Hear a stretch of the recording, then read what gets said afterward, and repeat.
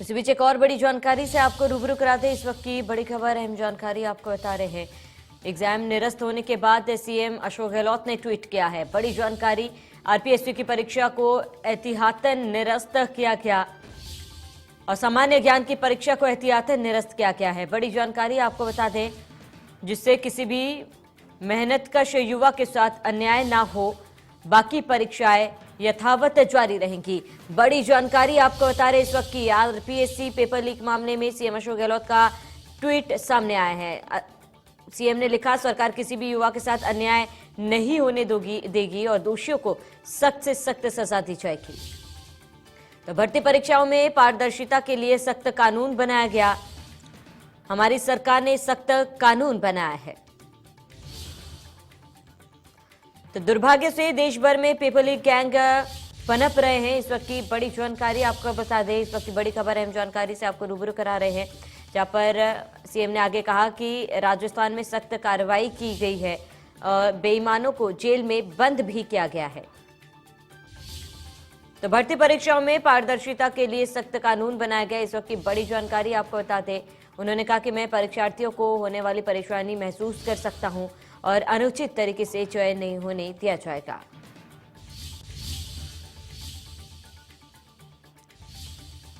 तो लेकिन राजस्थान में सख्त कार्रवाई की गई है। बड़ी जानकारी आपको बताते हैं, आरपीएससी परीक्षा लीक मामले में सीएम अशोक गहलोत ने ट्वीट किया है और कहा है कि किसी भी परीक्षार्थी के साथ अन्याय नहीं होने दिया जाएगा। सिर्फ मेहनती युवाओं के साथ अन्याय नहीं होने दिया जाएगा। सीएम गहलोत ने युवाओं से अपील की कि किसी के बहकावे में आने की बजाय आप अपनी तैयारी करें।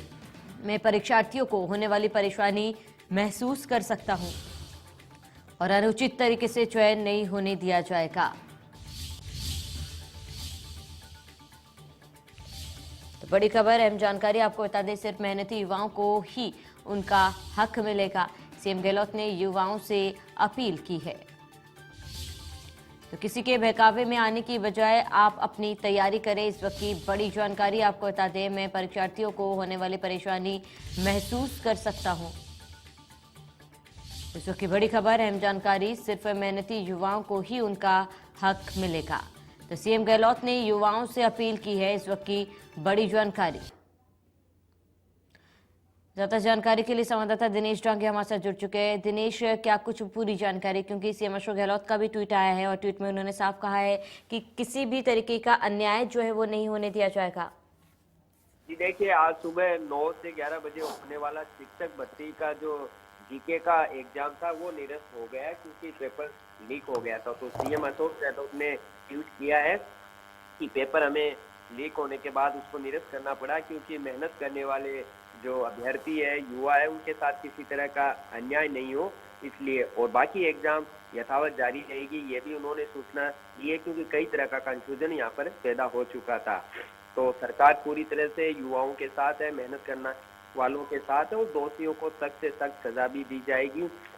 सरकार चाहती है कि पारदर्शिता के साथ एग्जाम हो और हमने इसके लिए एक कड़ा कानून भी बनाया था, लेकिन दुर्भाग्य से देश भर में पेपर लीक करने वाली गिरोह है वो पनप गए हैं, जिससे कई राज्यों में इस तरह की स्थिति आ रही है, पेपर लीक जैसी घटनाएं हो रही है।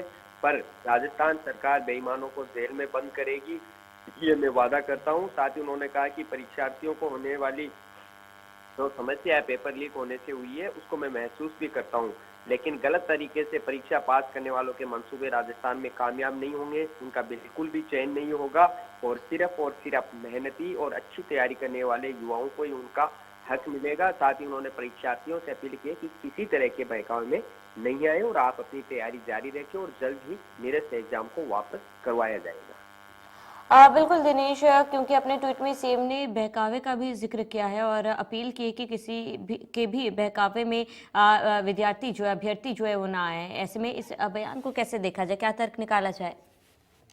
जी देखिए, कई तरह की अफवाहें चल रही है, सोशल मीडिया का जमाना है, तो ऐसे में जाहिर सी बात है मुख्यमंत्री अशोक गहलोत को दखल देना पड़ा और उन्होंने कहा किसी तरह के बहकावे में नहीं आने वाले। बताया जा रहा है दोषियों को गिरफ्तार कर लिया गया है और जल्द ही ये पेपर कब होगा इसकी तारीख भी घोषित की जाएगी।